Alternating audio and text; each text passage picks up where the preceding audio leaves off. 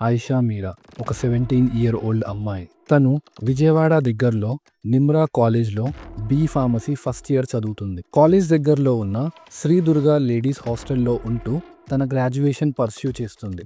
అసలు ఈ అమ్మాయి ఎవరు? ఎందుకు ఈ అమ్మాయి గురించి నేను మీకు చెప్తున్నాను? అసలు ఆ అమ్మాయికి ఏం జరిగింది? ఈ ఇన్సిడెంట్ జరిగి ఆల్మోస్ట్ 17 years అయింది. ఇంతకీ ఆ అమ్మాయికి న్యాయం జరిగిందా లేదా తెలుసుకోవాలంటే ఈ వీడియోని స్కిప్ చేయకుండా కంప్లీట్గా చూడండి. December 27th, 2007 early morning 5:30 Ayesha Meera roommate వాష్రూమ్కి వెళ్దామని లేచింది. తన రూమ్ నుండి బయటికి వచ్చి హాల్ నుండి బయట ఉన్న వాష్రూమ్కి వెళ్ళబోతుంది. అలా తను హాల్కి రాగానే అక్కడ సామాన్లు చెల్లాచెదురుగా పడి ఉన్నాయి. అండ్ హాల్లో పడుకున్న ఆయిషా అక్కడ కనబడట్లేదు. కింద ఫ్లోర్ మీద చూస్తే రక్తపు మరకలు. తను భయంతో మిగిలిన రూమ్మేట్స్ని లేపింది. వాళ్ళందరూ కలిసి వాళ్ళ హాస్టల్ వార్డన్ని ఆ రూమ్కి తీసుకొని వచ్చారు. ఆ రక్తపు మరకల్ని ఫాలో అవుతూ వెళ్ళారు. అవి బయట ఉన్న వాష్రూమ్ వైపు వెళ్తున్నాయి. వాష్రూమ్ డోర్ ఓపెన్ చేసి చూసిన వాళ్ళు షాక్ అయ్యారు. లోపలికి వెళ్ళి చూస్తే ఆయిషా రక్తపు మడుగుల్లో బట్టలు లేకుండా పడి ఉంది.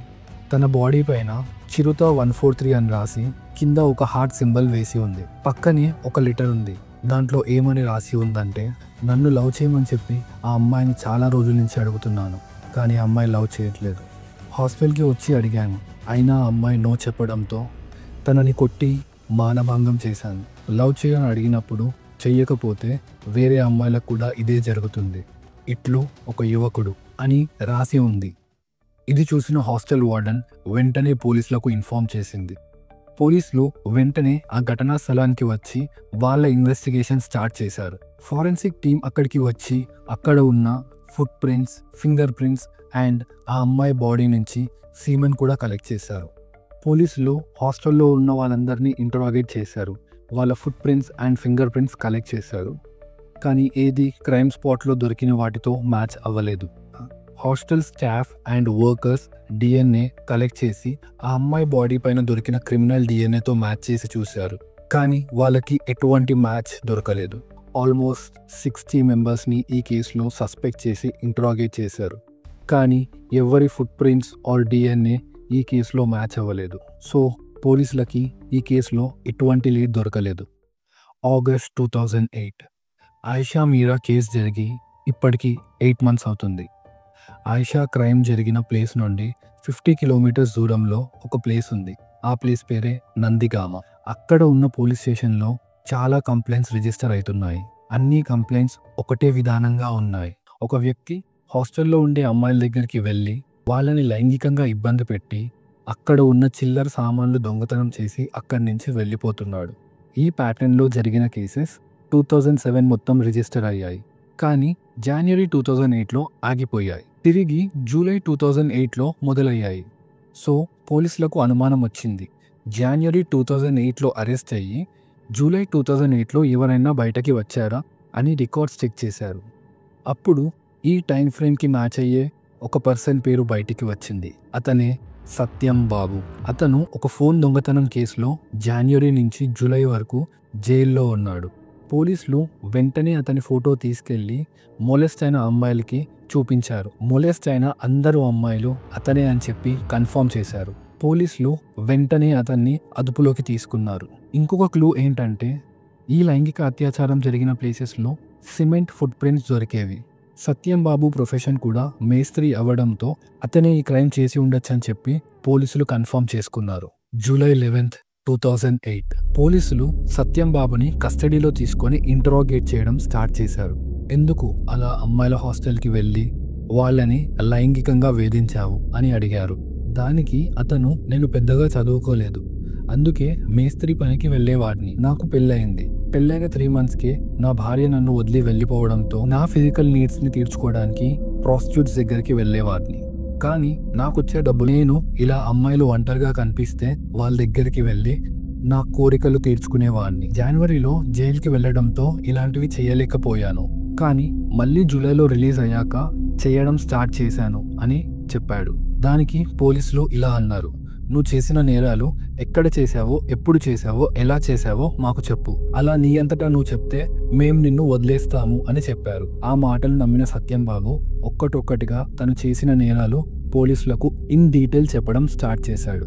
అలా ఒకసారి అతను చేసిన నేరాన్ని ఇలా చెప్పాడు. ఒకసారి నేను విజయవాడకి వెళ్ళి సెకండ్ షో సినిమా చూసి రిటర్న్ వెళ్దామని చెప్పి అక్కడ బస్ స్టాప్కి వచ్చాను. టైం రాత్రి 1 గంట అయింది.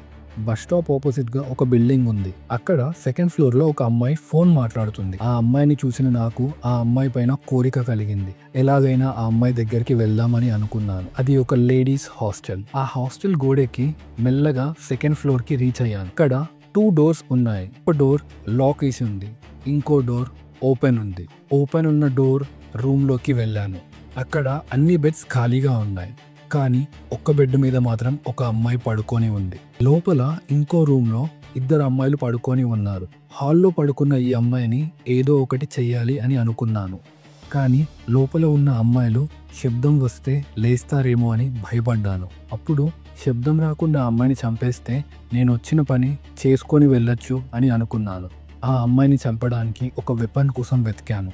నాకు పక్కన బిల్డింగ్ లో ఒక రోకల బండ కనిపించింది. అది తీసుకొచ్చి ఆ అమ్మాయి తలపైన కొట్టాను. ఆ అమ్మాయిని రోకల్ బండతో గట్టిగా కొట్టడంతో ఆ అమ్మాయి నిద్రలోనే చనిపోయింది.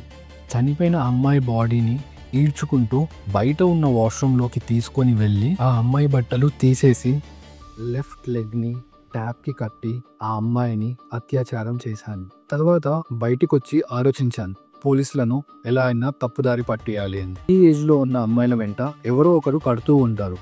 అలాగే ఈ అమ్మాయి వెంట కూడా ఎవరో ఒకతను పడుతూ ఉంటాడని చెప్పి ఊహించాను.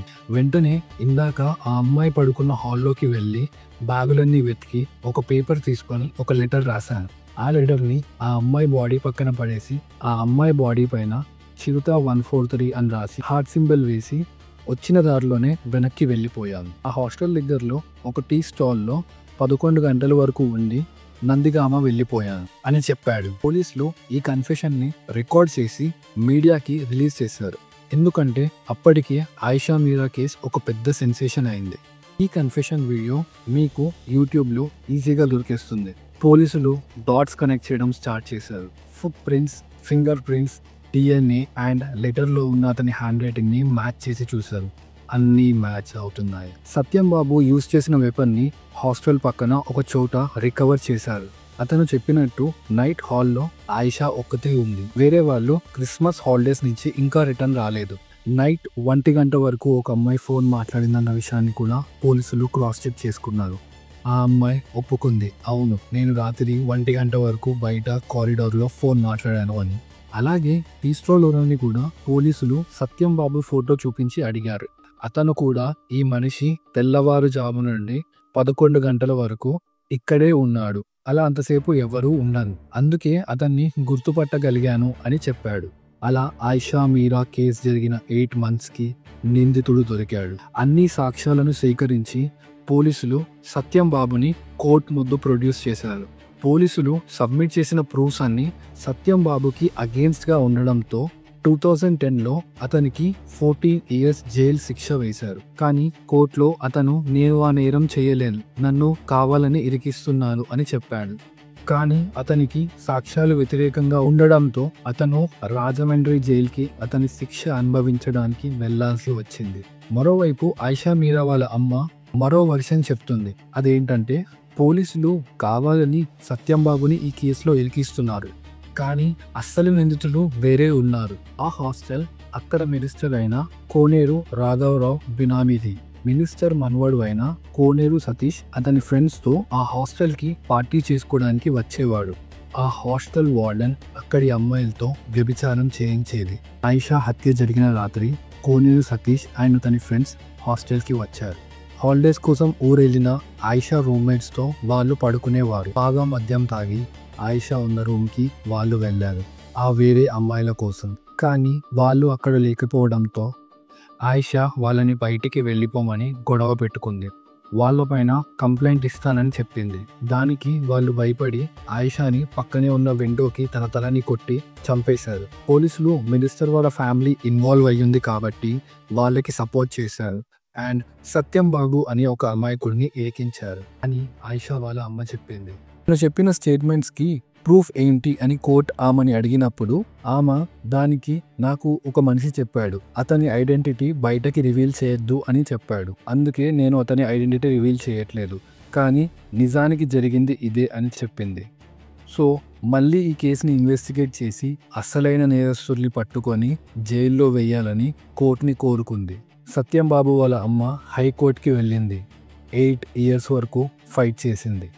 సత్యం బాబు సైడ్ లాయర్ వాదించిన వాదనలు ఏంటంటే, సత్యం బాబు ఇచ్చిన కన్ఫెషన్ పోలీసుల ముందు ఇచ్చాడు, కానీ కోర్టులో తను తప్పు చేశానని ఒప్పుకోలేదు. సో పోలీసులు అతన్ని బలవంతంగా ఆ నేరాన్ని ఒప్పుకునేలా చేశారు అని చెప్పాడు. ఇంకోటి ఏంటంటే, according to the post mortem report, Ayesha body పైన ఓన్లీ తలకి తగిలిన దెబ్బ మాత్రమే ఉంది. అత్యాచారం జరిగింది అంటే ప్రైవేట్ పార్ట్స్లో కూడా ఇంజురీస్ ఉంటాయి, కానీ అవి ఇక్కడ లేవు. సో DNA, ఫింగర్ ప్రింట్స్ ఇవన్నీ కూడా పోలీసులు క్రియేట్ చేసినవే. తలపైన తగిలిన గాయం రోకల్ బండతో కాకుండా విండోకి కొట్టి జరిగిండొచ్చు అని కూడా చెప్పారు. పోలీసులు రికవర్ చేసిన వెపన్ పైన ఎటువంటి బ్లడ్ మార్క్స్ లేవు. సో ఆ వెపన్ ని ఒక ప్రూఫ్ లా ఎలా కన్సిడర్ చేస్తారు అని లాయర్ క్వశ్చన్ చేశాడు. దానికి పోలీసులు చెప్పిన సమాధానం ఏంటంటే, నేరం జరిగిన 8 months తర్వాత వెపన్ ని రికవర్ చేశాను, సో దానిపైన ఎటువంటి స్టెయిన్స్ ఉండే అవకాశం లేదు. లాయర్ చెప్పిన ఇంకో పాయింట్ ఏంటంటే, కారిడోర్ లో మాట్లాడుతున్న అమ్మాయితో దొంగ సాక్ష్యం చెప్పించి ఉంటారు అని.